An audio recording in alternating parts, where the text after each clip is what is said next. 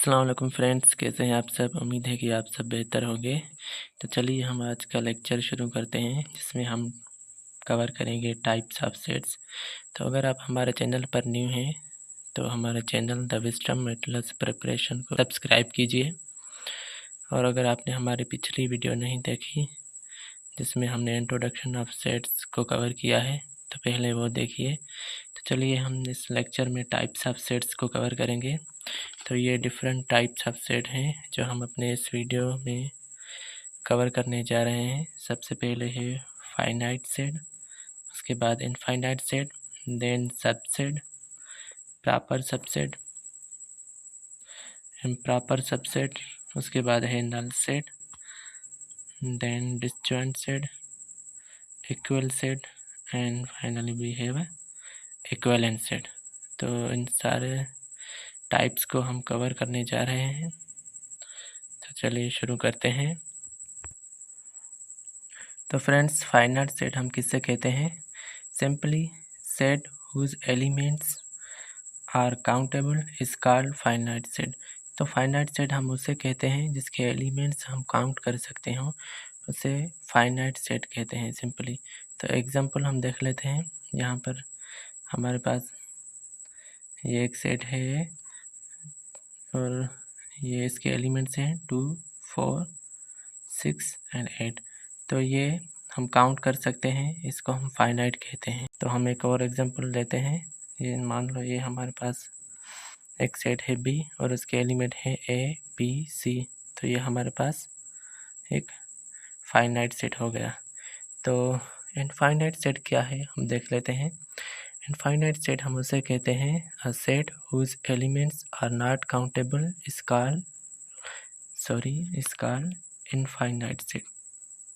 तो infinite set simply वो होता है जिसके हम एलिमेंट्स गिन नहीं सकते, उसको इनफाइनाइट सेट कहते हैं। इसकी एग्जांपल लेते हैं। ये हमारे पास एक सेट है और उसके मेंबर हैं इसके एलिमेंट्स हैं 2, 4, 6, 8। और देखें, इन डॉट्स का मतलब है कि ये कंटिन्यू है, मीन्स कि ये कंटिन्यू हो, और ये इनकाउंटेबल है, मीन्स इनफाइनाइट है, मतलब ये कंटिन्यू है, इसको हम इनफाइनाइट कहते हैं।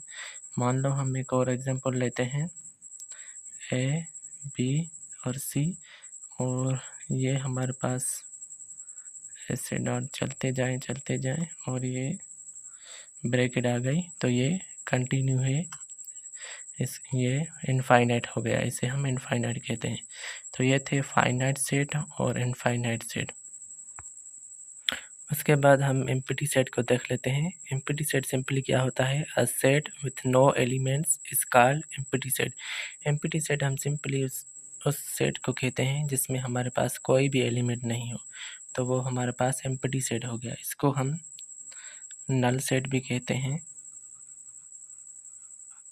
Null set. तो एम्प्टी सेट को डिनोट कैसे करते हैं? It is denoted by, simply ऐसे करें या फिर ऐसे करें, इसको हम इस तरह से डिनोट कर सकते हैं। ये हमारे पास एम्प्टी सेट हो गया। तो दोस्तों, नल सेट में एक स्टूडेंट्स को कन्फ्यूजन होता है कि नल सेट जो है वो एम्प्टी होता है, जिसमें कोई भी एलिमेंट नहीं होता, तो इसको हम सेट क्यों कंसीडर करते हैं? जो सेट को हम डिफ़ाइन ऐसे करते हैं कि वो वेल डिफ़ाइन हो, मीन्स कि वेल डिफ़ाइन हो और डिस्टिंक्ट हो। तो ये तो एम्प्टी है, तो ये वेल डिफ़ाइन कैसे हुआ? तो सिंपली हम नल सेट को सेट इसलिए कहते हैं, a null set is a solution set of 2 sets. तो ये एक सॉल्यूशन निकल के आया है 2 सेट्स का, इसीलिए हम इसको सेट कंसीडर करते हैं। फॉर एग्जांपल, ये हमारे पास ए इंटरसेक्शन बी है, ये एलिमेंट्स ए के हैं 2, 3 एंड 5, ये इंटरसेक्शन, और ये हमारे पास बी के एलिमेंट है 1, 4 एंड 6। सिंपली जब इसको हम सॉल्व करेंगे, इंटरसेक्शन में क्या होता है, सिंपली हम कॉमन एलिमेंट्स देखते हैं दोनों सेट के। यहाँ पर 2, 3, 5 है, यहाँ पर 1, 4 एंड 6 है, तो यहाँ पर कोई भी कॉमन एलिमेंट नहीं है। तो ये हमारे पास जो आंसर आएगा, ये हमारे पास आंसर आया, ये एम्प्टी सेट निकल के आया। तो empty set simply solution set of 2 sets हैं, इसलिए हम इसको सेट कंसीडर करते हैं। उसके बाद हमारे पास एक दूसरा सेट है जिसको हम सिंगलटन सेट कहते हैं। तो ये क्या है, a set containing one element is called singleton set.